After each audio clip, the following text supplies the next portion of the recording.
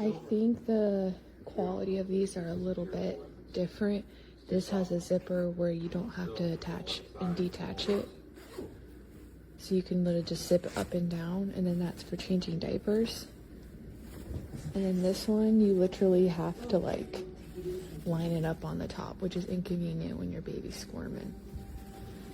The quality is a little bit poorer than the one I originally bought about a year ago. So I don't know what's happened between this one and this one. This feels a little bit thicker, and this feels like a little bit thinner.